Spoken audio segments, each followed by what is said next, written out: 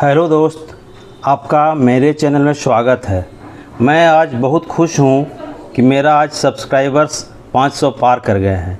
इस खुशी में मैं आज दीपोत्सव का पर्व दीपावली के बारे में आप लोगों के समक्ष रखना चाहता हूँ कि ये पर्व क्यों मनाया जाता है और कब से मनाया जा रहा है। इसके बारे में मैं विस्तृत जानकारियाँ आपके समक्ष रख रहा हूँ। आशा है आप सब इसे पसंद करेंगे, लाइक और कमेंट ज़रूर करेंगे। तो चलिए मैं अब वीडियो शुरू करता हूँ। कौस्तुभ हृदय माहेश्वरी। दीपावली भारतीय पर्वों में सबसे प्रमुख पर्व है और वर्तमान में ही नहीं बल्कि युगों से दीपावली का पर्व मनाया जा रहा है, जिसका प्रमाण इन कथाओं में मिलता है। में भी दीपावली मनाए जाना सर्वप्रथम सतयुग से ही इसका आरंभ माना जाता है। सर्वप्रथम तो यह दीपावली सतयुग में मनाई गई, जब देवता और दानवों ने मिलकर समुद्र मंथन किया। तो इस महाअभियान से ही ऐरावत, हाथी, चंद्रमा, उच्चश्रेवा, पारिजात, बारूणी, रंभा आदि 14 रत्नों के साथ हलाहल विष भी निकला और अमृत घट लिए धन्वंतरी वैद्य भी निकले। इसी से तो स्वास्थ्य के आदिदेव धन्वंतरी की जयंती से दीपोत्सव का महापर्व आरंभ होता है। कार्तिक कृष्ण त्रयोदशी अर्थात धनतेरस को तत्पश्चात इसी महामंथन से देवी महालक्ष्मी जन्मी और सारे देवताओं द्वारा उनके स्वागत में प्रथम दीपावली का उत्सव मनाया गया। एक त्रेता युग में मिलता है। त्रेता युग में भी इस पर्व का बहुत धूमधाम से मनाया जाना। त्रेता युग भगवान श्री राम के नाम से अधिक पहचाना जाता है। महाबलशाली राक्षसेंद्र रावण को पराजित कर 14 वर्ष वनवास में बिताकर भगवान राम के अयोध्या लौटने पर सारी नगरी दीपमालाओं से सजाई गई और यह पर्व अंधकार पर प्रकाश की विजय का प्रतीक दीप पर बन गया था। सारे नगरवासी यहाँ तक कि ग्रामीण क्षेत्र में भी दीपोत्सव मनाया गया था इनके लौटने पर। द्वापर युग में चलते हैं तो द्वापर युग में भी श्री कृष्ण का लीला युग रहा और दीपावली में दो महत्वपूर्ण आयाम जुड़ गए। पहली घटना कृष्ण के बचपन की है। इंद्र पूजा का विरोध कर गोवर्धन पूजा का क्रांतिकारी निर्णय क्रियान्वित कर श्री कृष्ण ने स्थानीय प्राकृतिक संपदा के प्रतीक सामाजिक चेतना का शंखनाद किया और गोवर्धन पूजा के रूप में अन्नकूट की परंपरा बनी। कूट का अर्थ पहाड़, अन्नकूट अर्थात भोज पदार्थों का पहाड़, जैसे ढेर अर्थात उनकी प्रचुरता से उपलब्धता। वैसे भी कृष्ण बलराम कृषि के देवता हैं। उनकी चलाई गई अन्नकूट परंपरा आज भी दीपावली उत्सव का अंग है। यह पर्व प्रायः दीपावली के दूसरे दिन प्रतिपदा को मनाया जाता है।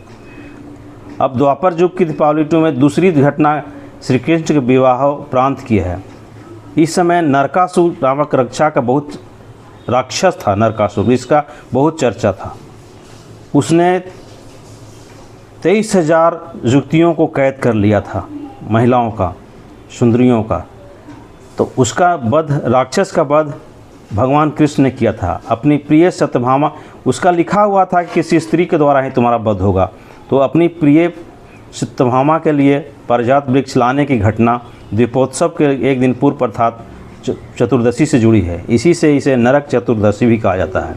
अमावस्या के तीसरे दिन भाई दूज को इन्हीं श्री कृष्ण ने अपनी बहन द्रौपदी के आमंत्रण पर भोजन करना स्वीकार किया और बहन ने भाई से पूछा, क्या बनाऊं, क्या खाओगे? तो जानते हो, श्री कृष्ण ने मुस्कुरा कहा, बहन, कल ही अन्नकूट में ढेरों पकवान खा खा कर पेट भारी हो चला है, इसलिए आज तो मैं खाऊंगा केवल खिचड़ी। हाँ, क्यों न हो, सारे संसार के स्वामी ने यही तो संदेश दिया था कि तृप्ति भोजन से नहीं भाव से होती है, प्रेम पकवान से कहीं अधिक महत्वपूर्ण है। अब कलयुग के दीपावली में आते हैं तो कलयुग दीपावली को स्वामी रामतीर्थ, स्वामी दयानंद के निर्माण के साथ भी जोड़ता है। भारतीय ज्ञान और मनीषा के दीपान अमर दीपों के रूप में स्मरण कर इनके पूर्व त्रिशलानंदन महावीर ने भी तो इसी पर्व को चुना था। अपनी आत्म ज्योति के परम ज्योति से महामिलन के लिए जिनकी दिव्य आभा आज भी संसार को आलोकित किए हैं, प्रेम, अहिंसा और संयम के अद्भुत प्रतिमान के रूप में। एक और कथा है, जब सिखों के गुरु और 52 राजाओं का बंदी बनाकर इनको ग्वालियर के किले में कैद किया गया था।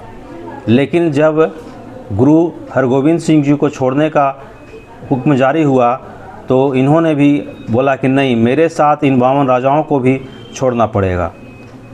तो उन्होंने अपनी बुद्धि चातुर्य से उन 52 राजाओं को भी इसी दिन दीपावली के दिन छुड़वाया था।